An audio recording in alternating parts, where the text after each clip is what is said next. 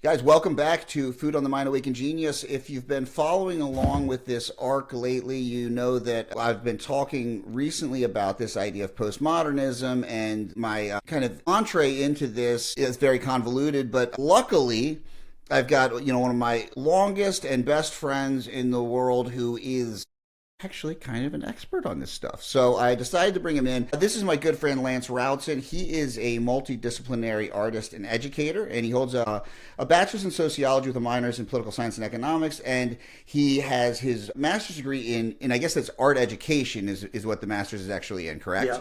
Yes, sir. So, Lance and I met at a cafe that was across from my apartment in Baltimore, my house in Baltimore, called Planet on the Corner. We became fast friends. Lance was working in the corporate world. I was a professional bum and a musician, and was writing a screenplay at the time, and just kind of doing a lot of stuff. And Lance was an artist, but he had a corporate gig. So it was just hilarious. Now throughout our friendship, it flip-flopped. I got into working for the man. I mean, for myself, but in the spirit of Byung-Chul Han, I am the man. I am my own oppressor, so it makes perfect sense. And Lance pivoted really into art full time, and then pursuing this master's degree after. And this pursuit into his master's degree led into this deep dive into philosophy. And one of my favorite things about the arc of our relationship over the past 5-ish years has been that while our lives seemed to really deviate as I went into this fitness wellness culture and Lance was diving deeper into art, everything kind of came full circle in our entrees into philosophy and art and just getting older and examining these things from those angles. So Lance, give a little bit more background kind of your story is like mine in that it's so convoluted and all over the place that an actual history would take 2 hours on its own. But give us a little bit of background of kind of how you ended up where you are. Yeah, actually, on that, I keep notebooks and I don't sketch in them. This is relevant because I tried to write my history like a short resume, and it's nothing but short. And it's very convoluted. And in a very postmodern spirit, I had about 7,000 different identities. But the one that stuck, the one that kept everything rolling, was the art. And so I would say that artists always say, "Oh, I've always been an artist. I've been an artist since I was born. I've been an artist since I was little." Sure, you make an art, but when you really start becoming an artist is when you start thinking about, for me, when you start thinking about what you're up to. And I really started thinking about what I was up to well into making art, showing art, all these things. Probably after I left Baltimore, well, after I got out of college, when I got my undergrad, I moved to New York City. And I was 21, and I started in a call center. And it was with a corporate job on Wall Street. I was buying and selling stocks that basically was ripping people off. And I had to wear slacks and a button down because that was the dress attire, and a tie, except for Fridays. And I was broke. And so I went out to the thrift store and I got bell bottoms and big fat ties, butterfly collars. The only thing I had were some really sexy Kenneth Cole boots. And that was it. I didn't eat lunch for 2 weeks for those boots. But they couldn't do anything about it because I was in uniform, so to speak. Once I lost that job, I left New York shortly after. And then I moved to Baltimore, and long and short of it, I met Jeb. And at that point, I was making art. In hindsight, I was a baby. I did a little dabbling with acting in New York, a little bit of music stuff here and there.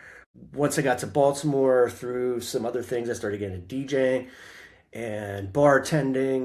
I worked for I think when I met you, I was working for a company called, I'm not going to say what it was called, to be honest with you, but because it's out of business now. But it was run by a Cuban guy named Joaquin, who was basically a Marxist and not very much practically. He was using his company to sort of infiltrate major corporations and give them advice on how to be more transparent, and basically was bringing ideas which are very much democratic socialist ideas because they're still within capitalism, but bringing these ideas in the back door through research.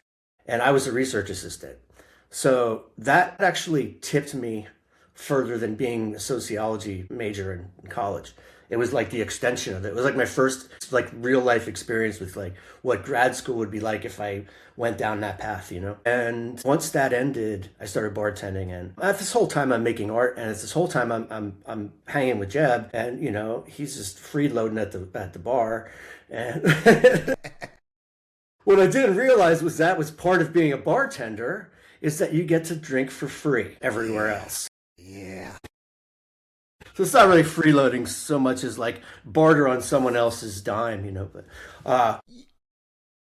but I was making art, and when I moved back to New York again, this time to Brooklyn at a really cool time when Bushwick was just getting started. Anyone who doesn't know about Bushwick, it was a dangerous neighborhood, mostly, and part of it was an industrial park, and there's a lot of artists there. There wasn't a lot of anything else.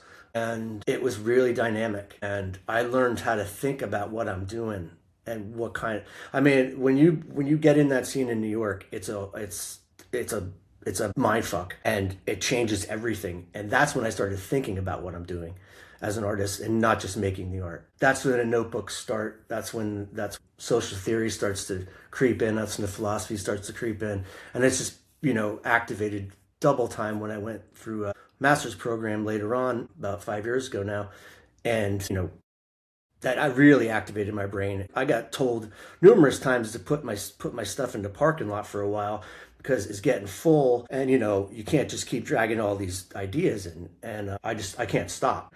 But it's good.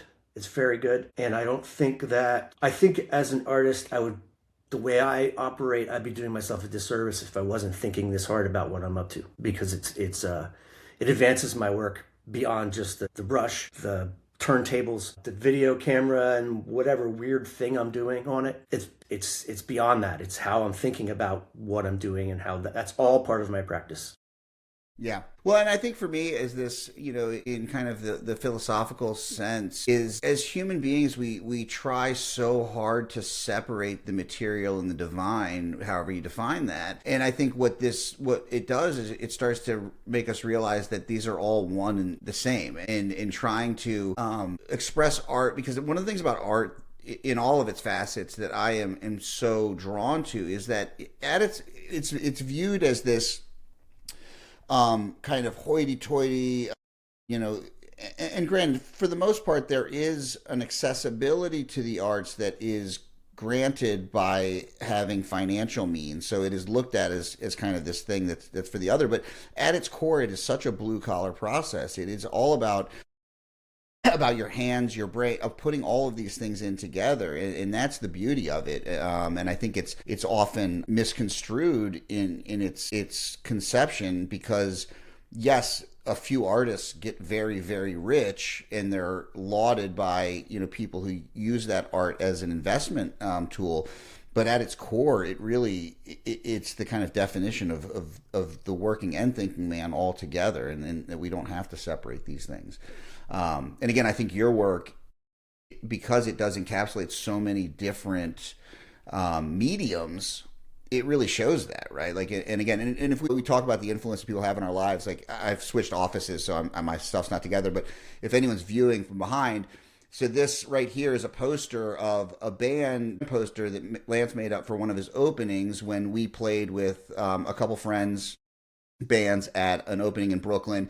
And then next to that is a record Lance gave me when I was in his wedding, and I played a song at his wedding, and he, as our kind of wedding gifts, he gave an album. So this is a Sex Pistols live album, which is framed up there next to the frame. And that concert poster, Sarah just got that frame for me like 6 months ago.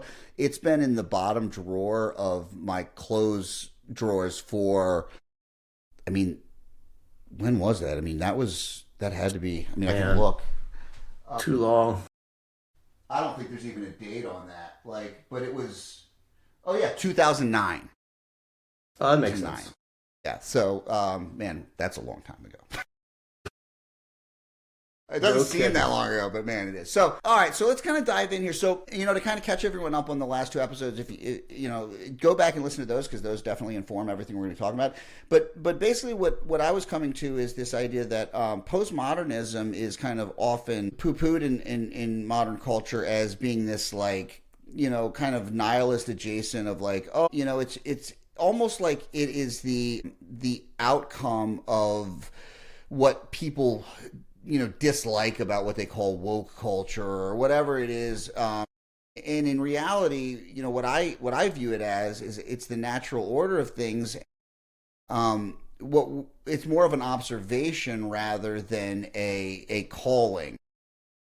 And for me, I didn't even realize the effect that kind of postmodern thought had on me until I looked back on it more recently and recognized that some of the biggest influences on my life and the way I think were kind of not necessarily like postmodernist pieces, but were pieces of art that came out of postmodern thinking. And the two big examples I put was for my senior in high school when I read Slaughterhouse-Five and its kind of examination of time, which I never realized that it had this huge impact on how I viewed time and life in general, but also Pulp Fiction, which was the big movie that came out when I was, I guess, probably a senior in high school, and not realizing that its complete kind of juxtaposition of time and how he shot that, very strange at the time, because you didn't see a non-linear film that did well, and it really kind of had these kind of basic postmodernist ideas baked into them. And then how I see that in fitness culture and wellness culture of how people just want a definitive answer, and we don't have a combined truth or a cogent truth that we all live by anymore. And so postmodernism, whether you like it or not, is inherent in how we see the world. And the people that argue the most against it are the ones that are potentially living the most postmodern lifestyle there could be. So I kind of wanted to get your thoughts on, because the way you approach postmodernism is through this idea of pedagogy and art. So actually first, I think for everyone that's listening, a very helpful thing would be to kind of define our terms. So talk to us about, pedagogy of education and art, and how you kind of would do a simple definition of those things for people so that they can understand the conversation we're about to have. Well, first, I wanted to acknowledge that one of the key aspects of postmodernism across the board is this intersectionality, and you see it especially in university settings. You really see it because there's a lot of crossover. There's a lot of, especially in liberal arts schools, crossover between, say, philosophy and sociology. Those are easy, but even biology and philosophy, or all these things. And the fact that we're sitting here talking about postmodernism and in an intersectional way between art and wellness, I don't know. This might be the first one. I don't know. I haven't dug that deep to find out, but I know that there is a correspondence between art and wellness in a therapy sense. Art therapy is a big deal, so I guess there is that. But I don't think that's what we're getting at here.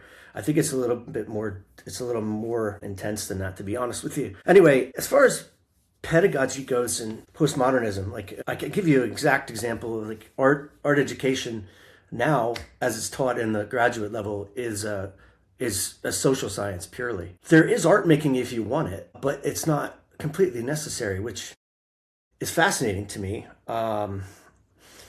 There's a lot more writing than there is art making, and in my experience, I did both because it's what I like to do. But the thing about it is, for the art, from the art perspective, is because they're trying to get their students to look for self-reflection, identity, difference, all the sort of hallmarks of postmodern society. And I didn't push back on it, but I did find it a little bit unnerving that we weren't talking about any kind of mediums. It was just about, it felt like it was just about identity and difference. So I came at it from the perspective of, I'm gonna make art that can teach. That's where I want to be. I'm not interested in classroom education. I want to be able to load my art with pedagogy, right?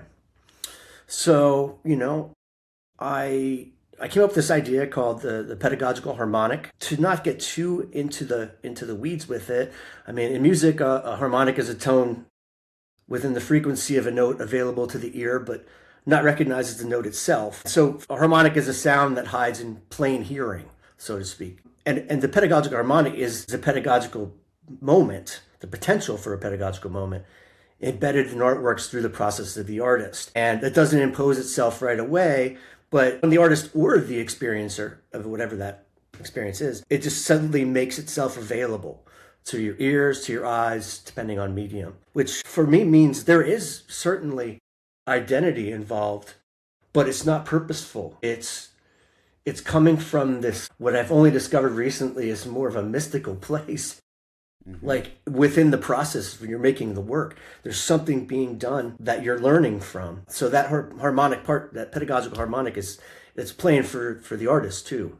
And so it's a two-way street. Interestingly, when the work is finished, it's loaded with this learning that the artist does on its own. And then it's available. It's not pushed. I always say it's the intention that can't be mentioned, because as soon as you tell somebody that you're teaching them, they turn off. And that was probably the hardest thing to write about, because I'm giving away the game, and it's the hardest thing to talk about too. I feel like I shouldn't even be saying anything. But that's pretty much it. And I wrote a big long paper about it. But what I really have done with it is recognized that my process and my art practice are going to have to change. And it did. And I started sort of using it as a system to make my work. And, the first work that came out of this, although it also came out of the COVID experience, was really successful and very much pushed me what I thought away from these postmodern ideas of irony and more into an honest, hopefully honest, and presently sincere, way of working, rather than throwing irony out just for a subversive element in your work, or and that's what postmodern art had been for so long. And I wanted a way out, and with the way the society is dealing with each other, I found it necessary, since art leads the way in a lot of ways, and people don't recognize it. But you have to, as an artist, you have to be thinking about it, that someone might see something and it can affect them to the point where their life moves forward. And I know that sounds pretentious, but like I always say, it's not pretentious if you ain't pretending, man. So, and I ain't pretending. Yeah, and I think there's this like baked in humility, be it true or false, that we all have of wanting to negate our own role in it because we view this as larger than ourselves, right? And we view this as and I constantly refer to the work that I do in health and wellness as art. My friend Ben always likes to use that. I think it's a Neil Gaiman quote. Make good art. It doesn't matter what you're doing. Make good art. Like, it doesn't matter if you're on a factory line. If you're I always bring up Jiro Dreams of Sushi as like the perfect example of like a guy who's chasing perfection that he knows he'll never achieve. But that doesn't mean he stops in the pursuit of it. It's always, and you're the greatest in the world at something, and yet you're like, but my goal is to create the perfect piece of sushi. That's all it is, and there's beauty in the work. And so I think that, like, oh, well, I don't want to sound pretentious, but we've all been like significantly altered in our lives by a piece of art that has changed us, whether that be a book, whether that be I mean, for many people that might be the Bible, right? That could be the work of art that changed them in a certain way, or and so we have to understand that there is this intentionality. And so I think the interesting thing that you're approaching it from is that I think most art is intended with the goal of educating, whether that's through observation, whether that's through lessons. There's always going to be that personal bias involved. But what I really like about your approach is this idea of, can I not make that intention so in your face? And then I want to come back to this irony sincerity thing, because we'll include the latter essay, whatever you want to kind of call that, about this. And it's whatever, Captain Da, I believe, is the that covers a little bit of what we're doing here. Yeah. Yeah, and so, but I want to jump into that because I do want to talk about this accident of irony, sincerity thing, because I think, especially those of us who are kind of Gen X, as we were raised on this irony of this culture of irony, of this culture of insincerity through sincerity, almost, for lack of a better way of saying it. So I just want to dive into that and just kind of like talk a little bit about that accidental kind of awakening, for lack of a better term. Well, it works for your podcast, doesn't it? Yeah. So I have a project space that I developed. Oh yeah, what year now? 2023, 22. And in the second season in 2023, I was interviewed by the Philadelphia Inquirer for a feature article. And it wasn't necessarily about my work, although it was included a little bit, but it was more of a general interest piece, because it's a contemporary art gallery in a small cabin in the woods in Appalachia, Pennsylvania. So I'm sorry, Appalachia, Pennsylvania. I don't want to defend anybody down the line. I've been reprimanded for that before. So anyway, at the last minute, the journalist sent me a text and he said, "Hey, can you send me something real quick about your work?" And what I thought I wrote to him was, "My work swings between sincerity and irony." Still in the postmodern mode, right? Mm-hmm. And what I wrote and was printed is my work swings between sincerity and honesty. It was a typo, and that's the mistake. Slavoj Zizek talks about retrograde a lot. He's a philosopher, great philosopher, really controversial. That's probably why I like him so much. Yeah, I love him. I love everything about him. Yeah, I mean, I like punk rock, so yeah. So he talks about how the truth arrives later and in retrospect, and that mistake revealed a truth for me, and I had to find out what that was. So I dug really deep into what is the difference between sincerity and honesty. They seem like two of the same things, if not the same thing. And I think if you asked a lot of people, they would just say, "Oh yeah, you're being sincere, you're being honest." And for me, it's not true. For me, sincerity is your intention, your intent to be sincere. And what honesty is being able to look back and literally say, actually, I was honest in that moment, because the future, what ends up happening is where you find out how honest you really were about your sincere notion. So we have honesty as something of the past and sincerity as something of the present, and then honesty again as future reflection. That really changed something for me, because I wasn't looking for irony anymore. I was looking to be sincere about who I was out of the postmodern mode. Not all the things I have been, all the things I need to be, but what it is that makes me, and what it is that makes me an artist, and where my art can slip in that, what I call in the sincerity honesty gap, in that place in between, on that sweet spot that allows me to be sincere, still ambiguous. In other words, enough that pedagogical potential is still sort of hiding out, and then in hindsight be able to say, I'm happy with this work because my sincerity came to honesty, instead of trying to mask some kind of, trying to put on an ironic mask, Mm-hmm. And I always say, if you're being sincere, in hindsight, if you're truly being sincere, in hindsight, you'll find yourself to have been honest. And that's really affected the way I operate in terms of my work.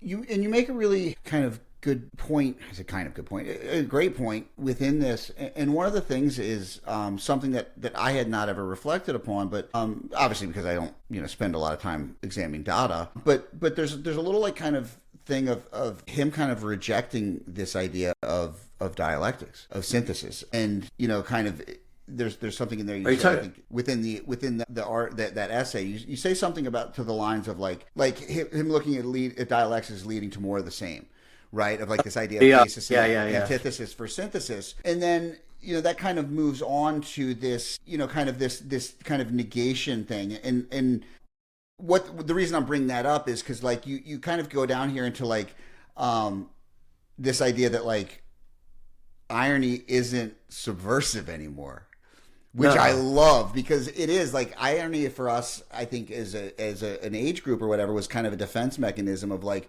well, nothing really matters, like, because people who aren't of our age, is like everyone talks about like the difficulties, like, with the economy and stuff like that. But half of my friends went to law school because there was no jobs, and so it was like, oh, like I guess I'll go get a law degree. And we kind of like had this feeling of like, yeah, like we had Bill Clinton, and like that was the best we got, and we were kind of like this is kind of more of the same. And then it was George. Are you ready? I actually I went into undergrad as a criminology major, intending to go be a lawyer. Yeah, exactly, right. And when I was growing up, like I thought I wanted to be a lawyer just because that's what our family, like outside of my dad and his brothers who went into business, but like historically our family's all lawyers. I've got like multiple cousins of mine are all lawyers. It's just what that side of the family did. But it is, it's this idea of just that again, I keep coming back to this idea of like it's not subversive. And then what you kind of come to, which I think is what ties it in with the work that I do in particular, is this idea that your answer is the way through is like process.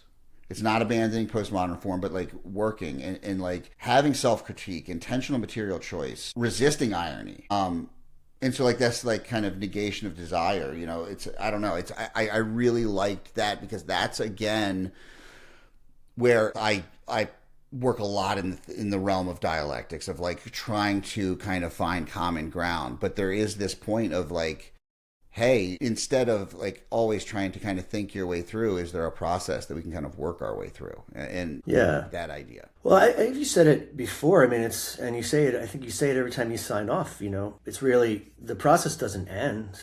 And for me, in dialectic thinking, it doesn't end. I don't see it. I don't find synthesis to be useful. I think you can negate out into nothing. Like so you're always in process, and it can never be perfect, because there is no such thing. For me, even if it's just a thinking process, but maybe in an art process, you could make a painting for the rest of your life. You could make a sound piece and layer 10,000 things over top of it every day for the rest of your life. And when you're gone, the only reason it's finished is because you're gone and you can't do it anymore. So at some point you have to abandon the idea that you're going to have something perfect in the end, and you have to stop, and you have to recognize the successes of what you've done. And then again, for me, was it a sincere attempt? And I could see that intersecting with coaching, being coached. Really, that you can't just continue to think that there is a telos or an end.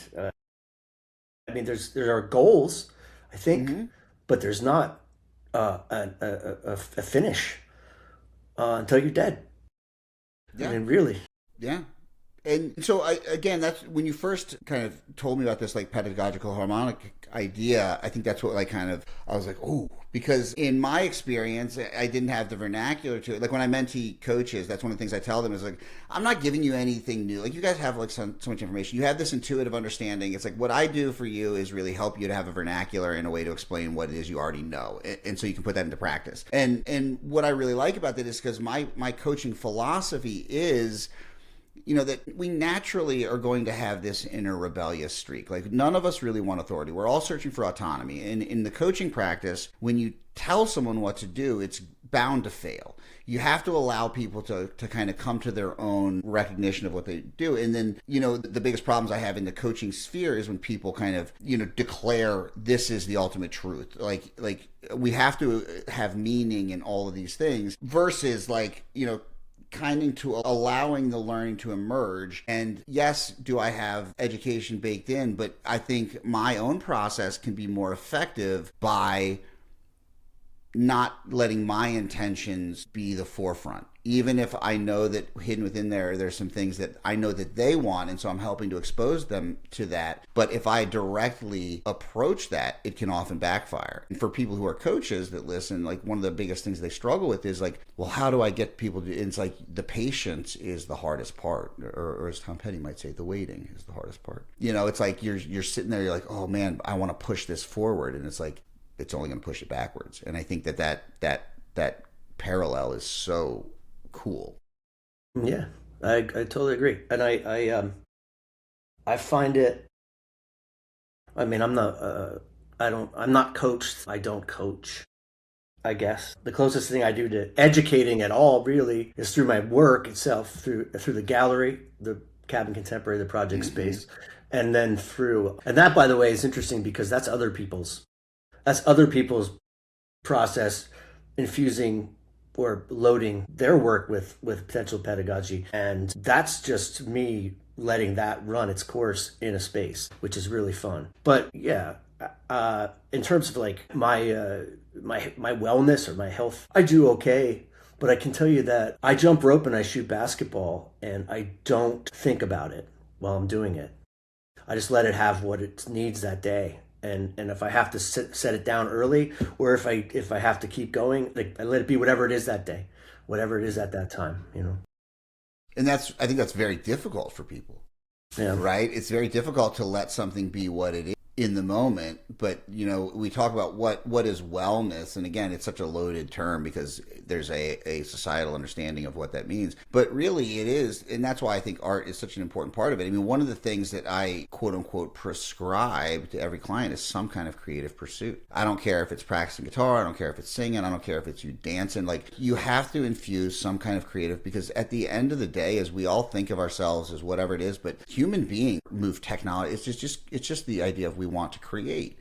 And that has been stripped away so often in the concept of productivity. One of the things that, again, when we talk about art, it's like we come back to this idea of artists sense cultural shifts before other people. It's like, why are artists always kind of labeled as like these, overly sensitive? And it's like, no, it's that they can see things that are happening or sense them at a deeper level. And the art is usually, it's reflective, but it's often predictive. It's like, I saw a meme on Instagram the other day. It was like, hey, I got to tell you, this resurgence of folk music historically is not a good thing. And we're seeing a huge folk resurgence amongst young people, which again, I was like, the cultural downside of times like these, or the cultural upside, is that we usually get really good music. I was a little bit concerned that maybe this younger generation wasn't, as because of the influence of money, and it seemed as if there was a cultural shift from our generation to the next, that goodness, that quality, that what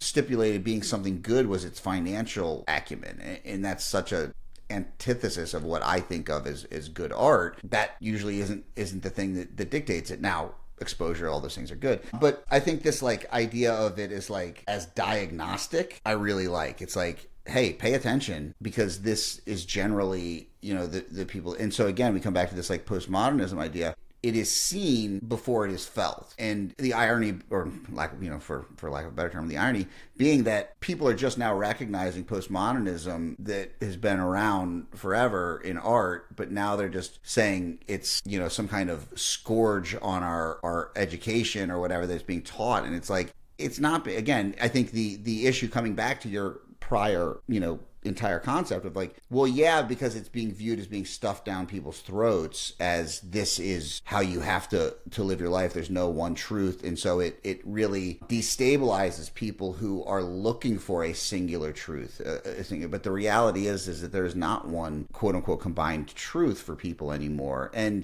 that's the reality. I don't know that it's a good thing. I think the world is a much easier place to navigate when there's a very simple, even the information age of explaining to people that yes, as a whole, it's hard, a lot of hard arguments to be made, but has Western democracy / capitalism lifted a lot of people out of poverty? Yes. Has it done a lot of terrible things?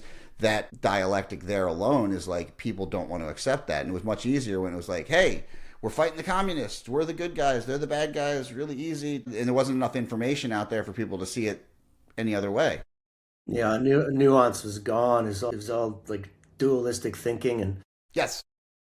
really that's one of the emancipatory parts I think about is postmodernism, is that it sort of kicks you out of dualistic thinking in a lot of ways and into like, oh yeah, contextualizing and Yes. everything. And at the same time though, and I think you talked about this, at the same time that you're contextualizing, you got to be careful to hold on to yourself. Mm. And that's where this sincerity-honesty gap is, for me, because while that's all good, you will get lost in it. And for art, I think a lot of people, I mean, there's a whole lot of factors involved, but I think a lot of artists, when they start making money, it no longer, it doesn't matter what the work is anymore. It's just whatever's going to sell. And that's losing yourself too. Yeah. That's a hard one to wrap your head around, or a hard one for me to wrap my head around. Then again, no one's ever said, "Hey, you want to do I want to sell one of your paintings for $200,000" either. Yeah, right. Because I mean, honestly, that is going to change things. Because, and again, we've moved into a modern society where everyone's a brand. I despise one of the best things that the best compliments I ever get from people is if I go to seminars or whatever, and they're like, "Man, you're just like you are on social media or whatever." I'm like, good. Because I really do fear losing myself for and granted, that's also why my social media pales in comparison to most of my friends, is again, I cannot engage in dualistic thinking. And that is what drives much of culture today, which the irony, again, back into irony, is like, we live in a world where there is so much more available information. There's so much more context and nuance available, but we revert back to, I mean, our entire society is built on binary code now. I mean, everything is about zeros or ones. Everything is binary. Everything is dualistic in its process, and yet nothing really is. And that's a very hard existence. But I really do like this idea of self, is because you can dive into like some pretty serious nihilism if you go down the postmodern rabbit hole and lose yourself in the process, because then it just becomes like, well, if nothing's real, then nothing's mattering. But it's more like nothing is real and everything's real all at once. Yeah. Yeah. And I like to, I don't know, talking about, especially visual art, talking about any art that's not talking is like dancing about food, So to sit here and describe my work seems a little strange, but I do paint things that I own. Sometimes they're toys from when I was a kid even. Yeah.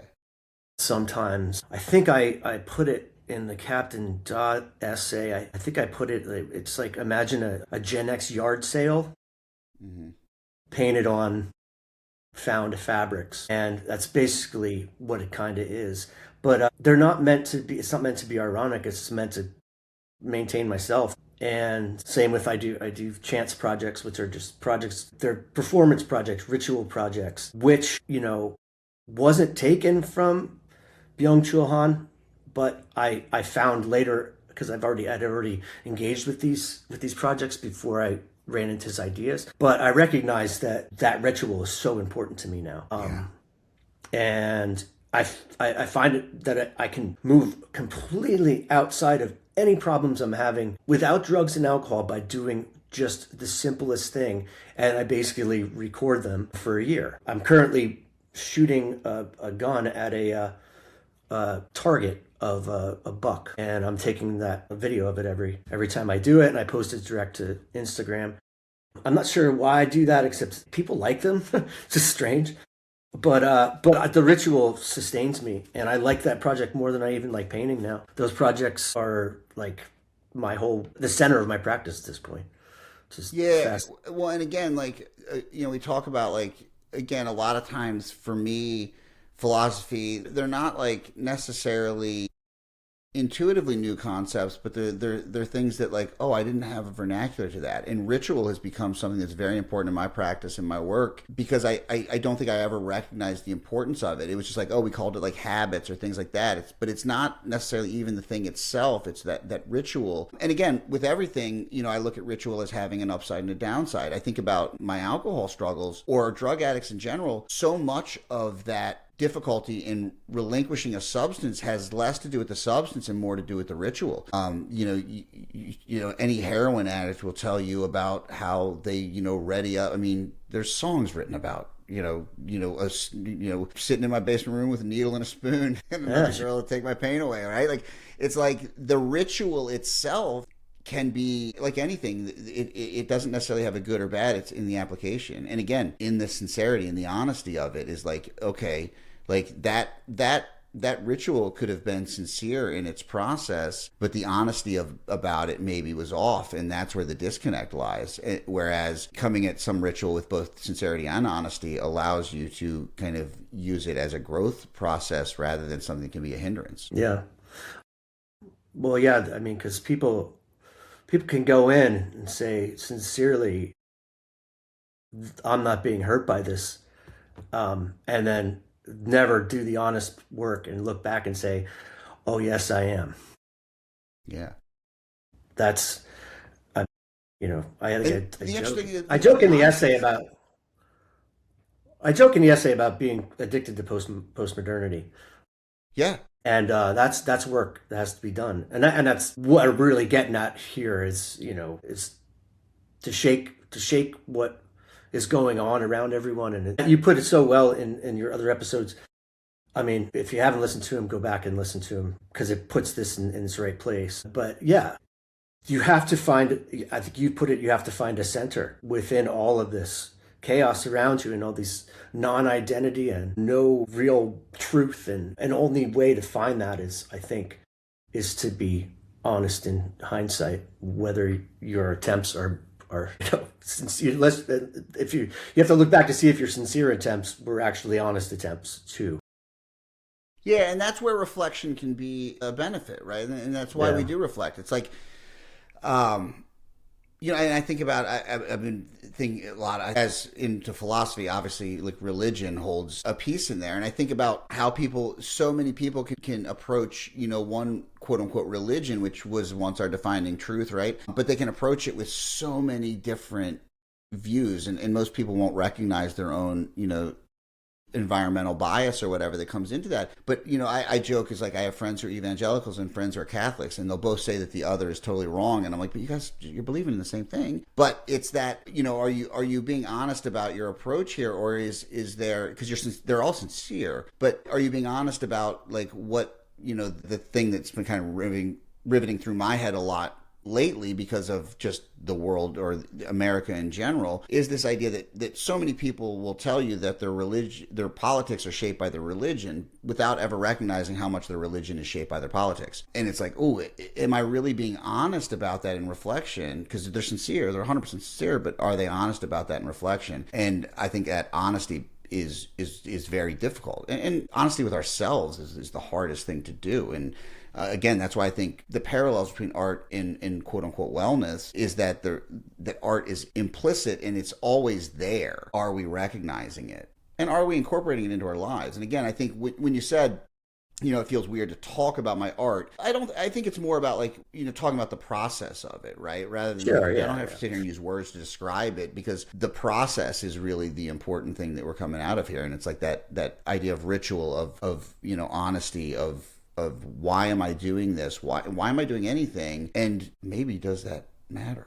It's like, can we get to the moment to be present? I think that's, and again, kind of this idea of truth being contextual is like just understanding that it's not nihilism. It's just understanding that it is really influenced by all these things, by our culture, by our language, by the power structures, by what we view as, and fear.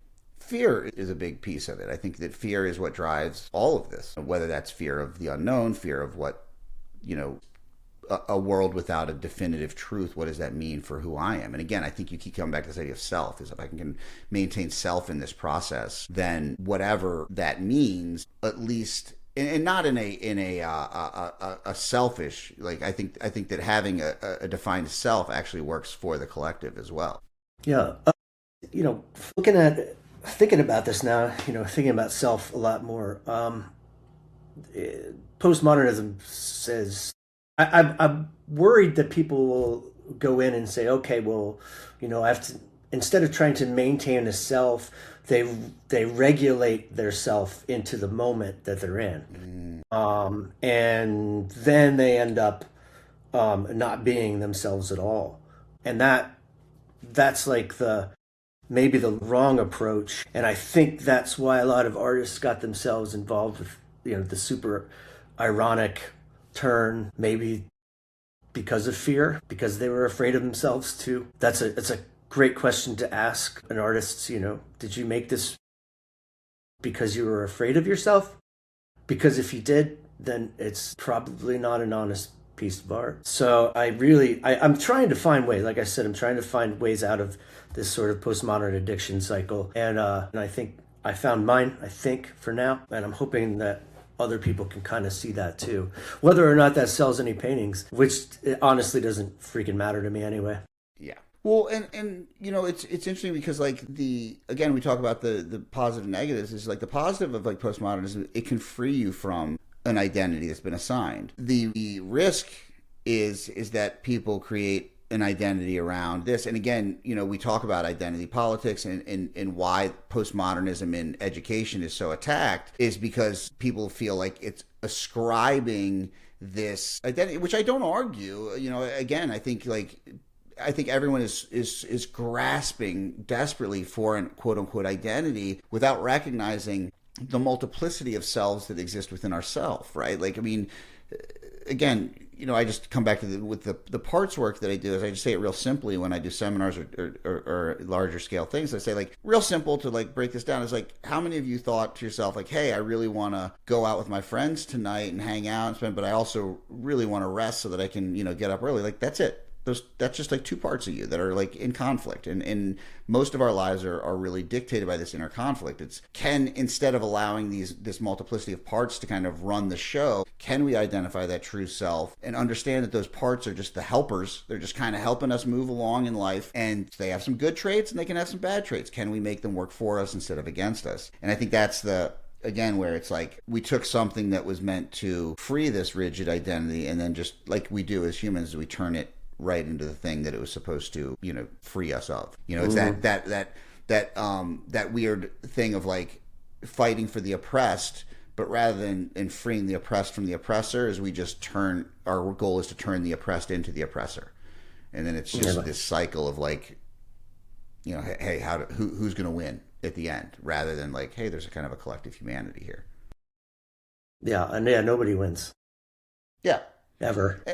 And again, so kind of to, how do we, I really like this idea of freeing yourself from the addiction to postmodernism, because again, I think it can be the thinking man's trap of, well, if I just sit here and exist inside my head and do all this, then I'm doing something, but that's not doing anything. It's how do we live the reality of it? And I think, again, to your point, is process is the way out. Creation can be the way out. Finding yourself through that process is the way out of that trap. Yeah, absolutely. And I'm like I said, I think that may actually be where we're intersecting here, and your so-called wellness and my so-called art. I think I might actually start saying art in quotes, like you said, wellness in quotes, because yeah, I know my definition of art is super Hegelian, I guess. It's a dialectic. It's kind of you can't know what art is until you know what art isn't, and once you know what art isn't, then you got to find out what art is. It never ends. And so to say art without the quotes seems kind of weird, because it's all right, well, that means I know what it is, but if I don't know what it isn't, how do I know? I mean, you want to talk about some things that my wife would just look at me and then walk away and slam the door behind her. That's pretty much it. Yeah, our poor wives. they have to hear this stuff all the time. Well, and it's again, why have I become? I think philosophy was always a thing that I kind of was okay, it was there in the background, but it's become such a more important part of my own education and the work I do, because I think. And while I say coaching wellness, it's really just a backdoor. It's just about, I think, finding oneself and helping people to find themselves. I don't coach in this thing of people trying to lose weight and get jacked. Yes, most people come to me because they have a weight loss goal or whatever, but it's really not about that. It's really about this. Like, I like to think of like, what is a philosopher? It's like, maybe we're not professional philosophers, but are we engaging in the art of philosophy, you know, of the understanding of what it is to be human. And I think that through art, you know, because again, like, I this is my practice, so I infuse art into it, but at the end of the day is the thing that really is the most important thing to me in my day is writing music and playing music and writing, you know, I shouldn't say playing because I don't do that. And again, we talk about this, you know, where am I in process? Well, like, part of my conflict right now is that I'm not out doing the thing that is the most important thing to me. I'm doing it in my house and I'm writing and I'm doing all these things, but I'm not out actually doing it. And we talk about the mask of irony. What is it really? It's a protection from actually being vulnerable. Because if I'm just being ironic, you know, people ask me, it's like the hardest part about being a songwriter, which is the same thing that I feel when I'm putting out like a new program or something. It's like the fear that, like, this is who I am. This is my innermost, like, and if this is rejected, people are rejecting me. And that is, I think, what being an artist is like. Are you willing to do that? Even though the rejection isn't really of you, but are you still willing to put something out there, even if it means that you might feel like people reject you as yourself? And like, that to me is the hardest part about being an artist, quote unquote. Well, first of all, I think that philosophy is just something that sort of helps educate about the other things we do, whether it's ourselves or other people. Because I really don't know if it's an art in its own, because it needs other things to talk about. You know, it really does have to have other things to talk about. That's why you see so much philosophy and crossing into social theory, philosophy. I mean, it's always crossing boundaries. You know, the guys and girls who are doing it on a really deep level, the people who like were going on and on backwards and forwards like I was before, that's some confusing shit. Yeah.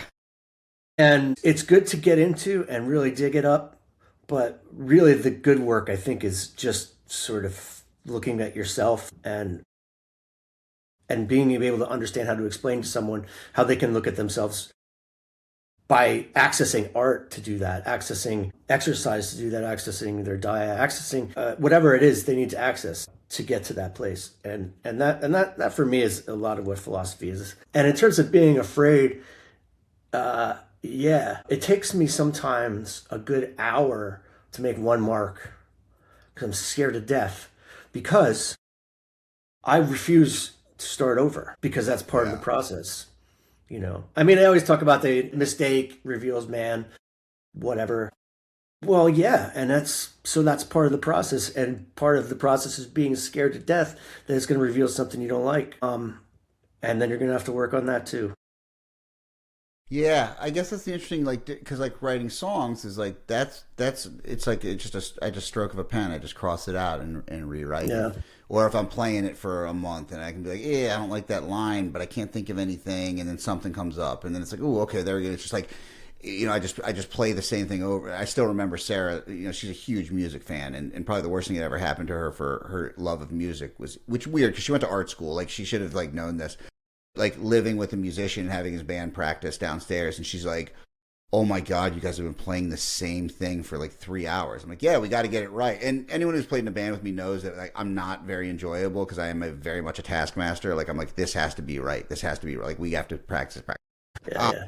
But it's like, oh yeah, I was like, this doesn't come out of the ether. Like this is like it. Yes, it is. At the end, it seems like there are parts and parcels of writing songs or whatever where it's like, this is divinely inspired. I didn't have anything to do with this. It just kind of popped out. But the mechanism of creating the actual finished artwork is a slog, and it is work, and it is just like practicing it, like running it over and over again. Whereas you're right, with art, with a piece of art, like yes, the mistakes reveal, but it's, if you're going to do something, that is there, it's permanent. It makes me wonder too, like so many great artists like have what appears to be kind of the same thing over and over and over again, where they're just like, you know, I wonder if that's just like the process of like, hey, I'm going to do this cycle of, you know, whatever this thing looks like. Sarah, she loves Matisse and she loves his line drawings. And I didn't understand it until she was like, look at this. This is one like continuous line. And it's very simple and it's very minimalist, but yet it creates a picture that your brain can understand. And I was like,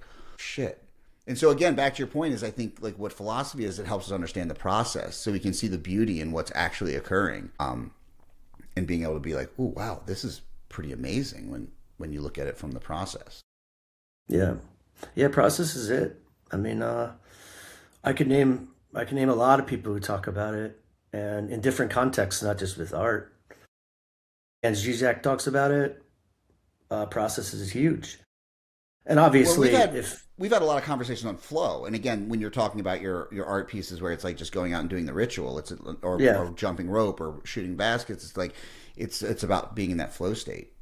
Yeah, that's a again, you know, I keep using this word divine, but it's like the kind of unexplained part. Yeah, that part, I'm working on that part right now. It just kind of settled in for me recently, meaning in the last 6-7 months even. No, actually, it's been about a year now, I guess. But thinking about what is that thing, because I was definitely a pretty hardcore materialist, like, yeah, well, it's just this, you know, it's just what's happening. But the more I spend time with artists, the more I spend time, especially with having this project space, the cabin, talking to artists that are really talented and really smart. That's always there. And it's always this thing nobody can come to. Like, why the hell did I do this? And where did it come from? I mean, you know, obviously we're talking about some biological functions, I guess. I'm no neuroscientist. The explanation's not there for me. I mean, it's its own pedagogical problem. It's like it's like a mystical pedagogy. It's, you know, it's that, it's not intended by anything that I can tell. I mean, I guess some people call it God, but it's wild to have to ponder it. And I don't have enough going on right now. Like, I'm really in the midst of figuring it out myself. So like to speak on it's kind of tough right now. But I think it's best seen if you go to a live show.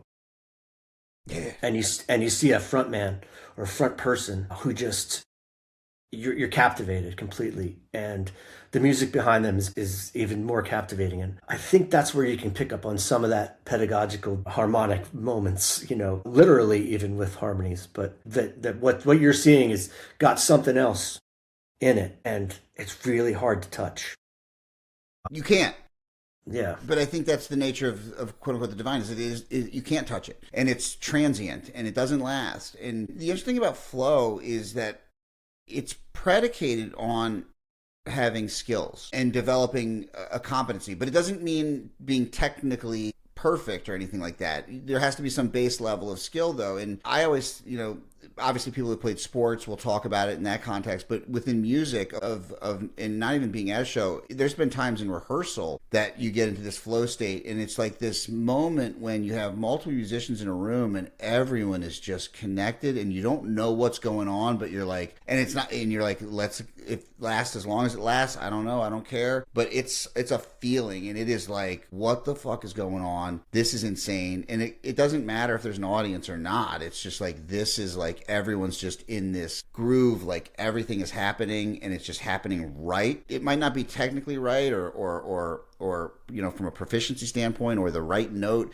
but then the wrong note is right in the and then you're just like, whoa. And it's like you said, you can't touch it, you can't explain it. It is a mystical experience, and Michael Jordan would be in that state. And so it's not a physical, not an intellectual, it's just everything.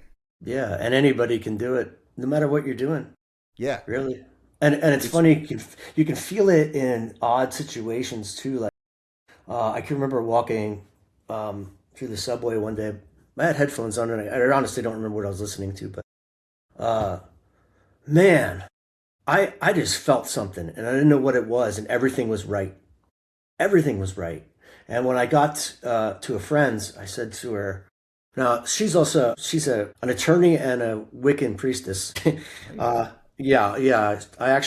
She's actually helped me out a few times with some copyright, or actually some lost art situation. And I joked that my lawyer's a witch. You probably don't want to mess with me too much.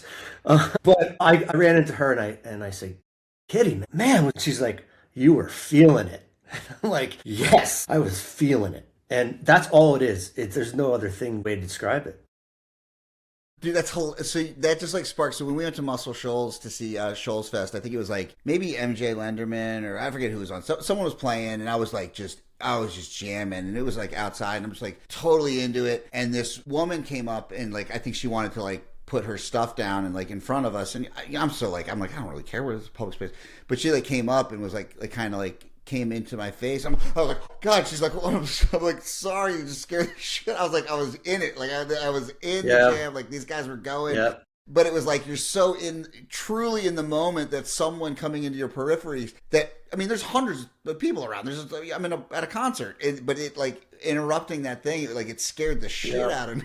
And it was like, oh, wow. Even just listening to this, the music was like, you can get into that state. And it's like, that's presence. And that's like, that's there. So yeah, kind of to like bring it full circle here as we kind of close out. I think really like, the conversation is that I think really postmodernism is a way to explain things, but not to like, I really like how you brought it into like not letting that become your identity versus a sense of self. And so the important thing is like recognize it, see it, let it exist, but don't let it slide into nihilism. Again, I think for me, the reason I wanted to bring the art piece into this is because like art is the way that I identify self.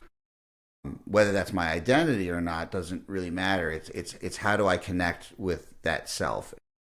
And so someone's art can be whatever we want it to be. Again, art in quotes is like, I don't care if your art is bodybuilding. Like I love pumping iron, and Arnold talks about, he's like, people are looking at it as this like pursuit. He's like, no, he's like, I feel like a sculptor. It's like I can build my shoulders. I need a little more clay here. I need to change that. So I do these, and that makes, it's like adding as a sculptor, like there's an art there. And I think when we view the mundane in that lens, it makes everything more, I don't know, lively in life. Yeah, there's an artist named Joseph Beuys, probably one of the early and important conceptual artists, but he often said, or he did say, that everyone's an artist. And I think that is true in the sense that we're talking about here.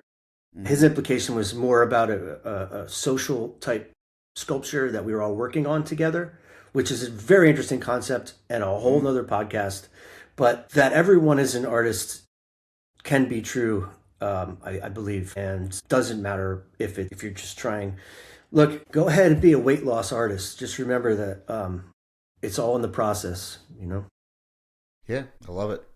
And with that, there will be links to the essay and links to Lance's website. Check out Cabin Contemporary. I know we just kind of touched on it, but Lance has done something very cool, very outside the box in opening this little gallery in Appalachia that is, and we didn't even kind of talk about, ideas of using gallery space as its own pedagogy, which I think is fascinating. But it's a very cool project. I really think that again, I'm super proud of you because like leaving New York for the beauty and wilderness that surrounds you is like, it's a double-edged sword. It's like, man, I mean, because again, I was up there, a few months ago, and it is beautiful place.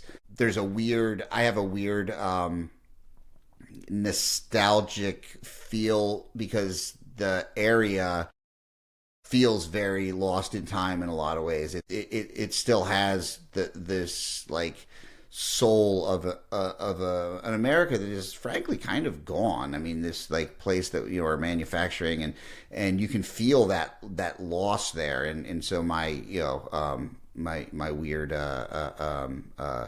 attraction to pain, I guess, is like I've been seeing that, but there's this like, I don't know, it's very beautiful, but at the same time is you lose out on all of the things you kind of take for granted of New York. It was like, wow, you're constantly surrounded by artists, and like how that is a different aspect, but a very cool project. So all those links will be in there. And with that, the awakening isn't a single moment; it's a lifelong practice. Right? Awaken yourself, awaken your genius, awaken your power, walk your path with intention, and I'll meet you along the way. Lance, thanks so much. Thanks, Guys, Jeff. appreciate you listening. Have a good day. Stop the recording.